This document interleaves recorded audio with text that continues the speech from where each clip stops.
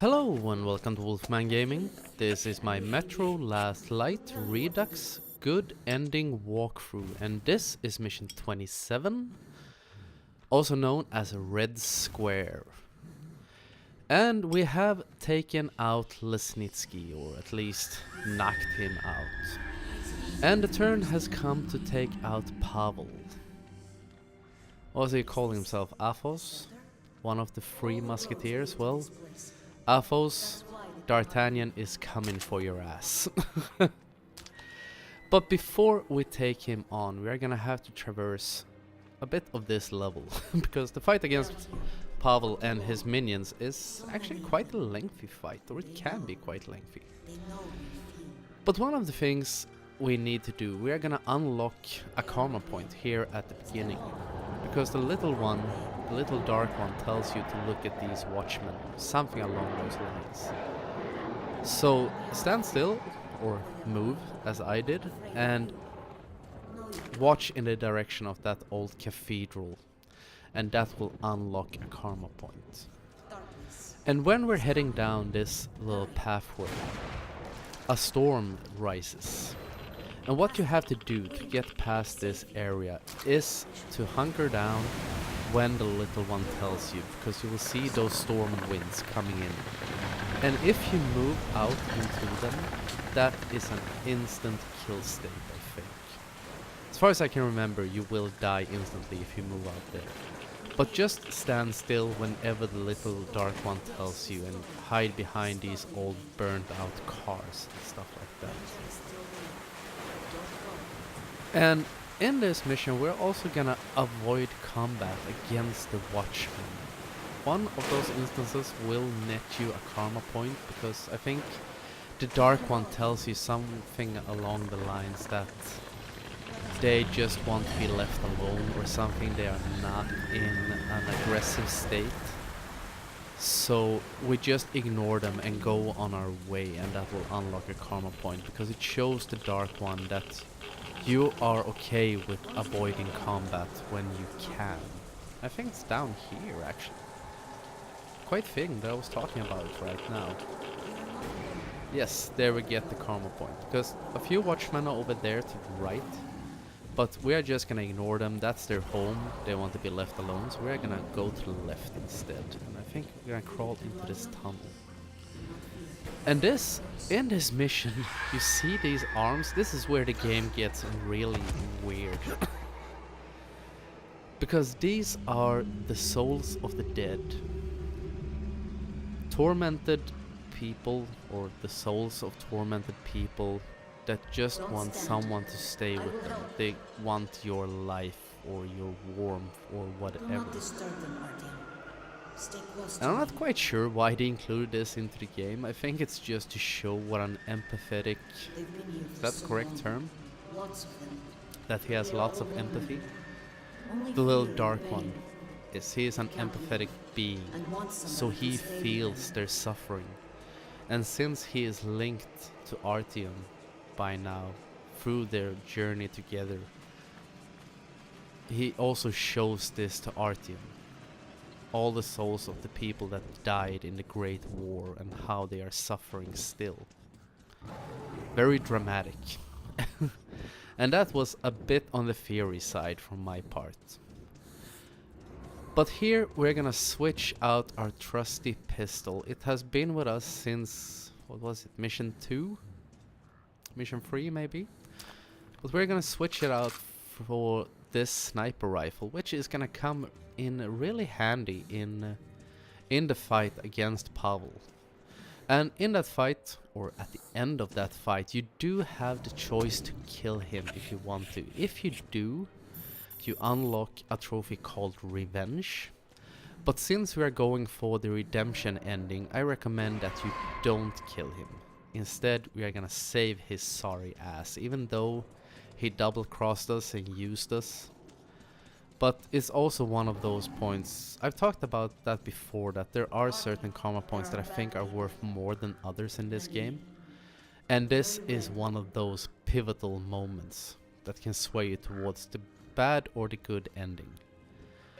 Because sparing Pavel's life, even after all he's done, just like with Lesnitsky, shows the Dark One that you are willing to forgive and forget and be the better man, so to speak. Put your weapon on the ground and hands behind your head. But this fight I will be can be quite tricky. Well, This sniper rifle can be really helpful, and you saw I loaded up my AK with the military grade bullets. And that's the great part about the bandits level, that you can stock up so much on them, so it makes a lot of the combat throughout the rest of the game so much easier. Because here we have a few snipers on both sides of this courtyard, and we will also get attacked by 2 waves of soldiers that will come out here, and then we're gonna take down a few stragglers.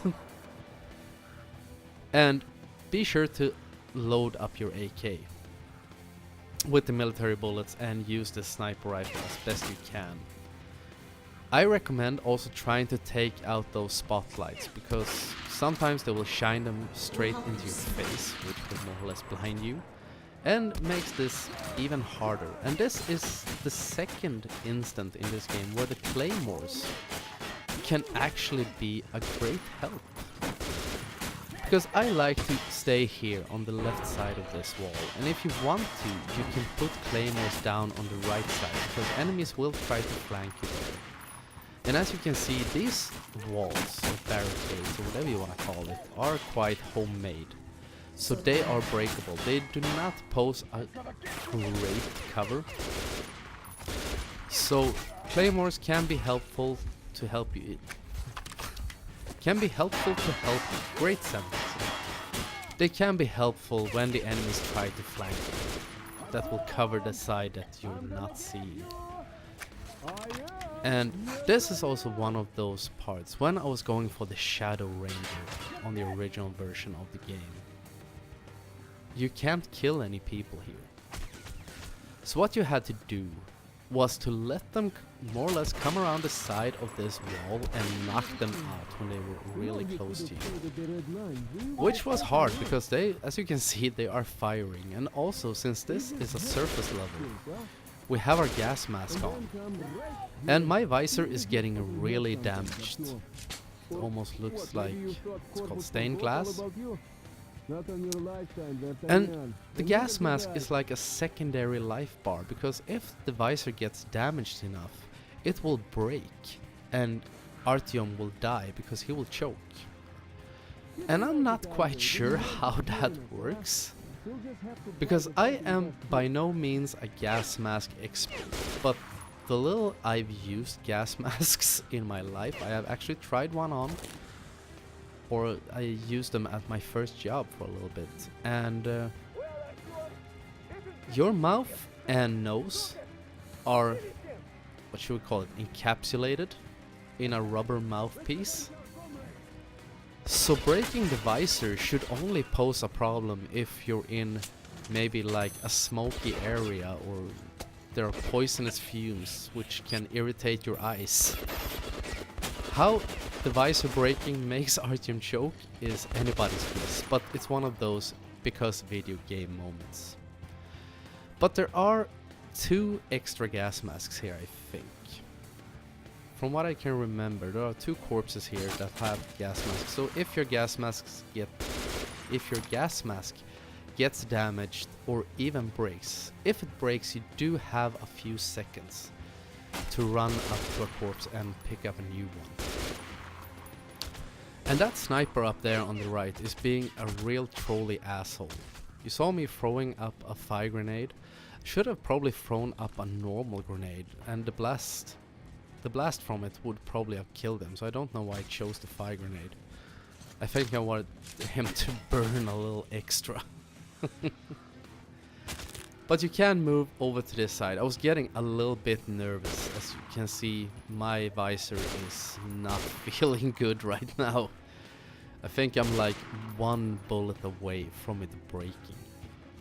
But here is one of the corpses with a backup gas mask. So I'm gonna switch it out, because now both waves are taken down. Now there are only, I think it's like 1 or 2 soldiers. that are inside the gate in that entrance. So I'm gonna pull out my trusty sniper rifle. I'm gonna take out the second spotlight, just as a precaution. Or more of a principle actually, because I know there are no enemies up there. But we have these two guys, so we are gonna make quick work of them. And then we are gonna soften up Pavel. You have to fire at him, this will not kill him. But you have to kill him to make him retreat further into this giant building. And this is gonna test your reflexes a little bit, because he can, if you're unlucky and you're not fast enough, he can kill you. And that is a fact. And I've switched back to my normal bullets, I think, at least. But just peek out once. If you're a bit unsure, peek out once and see where he pops out, because he goes into... It's a fixed animation, he will always stand at the same point. And the very second you see him popping out, start blasting. Do short bursts. That is something we have learned throughout gaming, that do short bursts at all times. There's no need to spray. And I think that if you just start blasting while he's behind the corner, he will not pop out, because he's not a complete idiot. But now the fight is over. Pavel is most likely mortally wounded, because he should be carrying about 2 pounds of lead right now from Artyom's rifle. And the little dark one is once again gonna make an entrance. And since he is so wounded, the lost souls will try to take him with them. So if you're going for the good ending and a good karma point, move up to him. And we pull him down, and that will save his life, and we put a new filter in his gas mask. If you want to kill him and get the revenge trophy, all you need to do when you go into that dream state like thing is just remain passive. Stand there for, I don't know how long, maybe 10 to 20 seconds, and Pavel will die because the tormented souls will take him. I will remember this. But we saved his life, we have forgiven him for everything he has done, and we got another karma point. And this is the end of the red square level, so I want to thank you very much for watching, and I will see you again in my next video. So until next time, this is the Wolfman, signing off.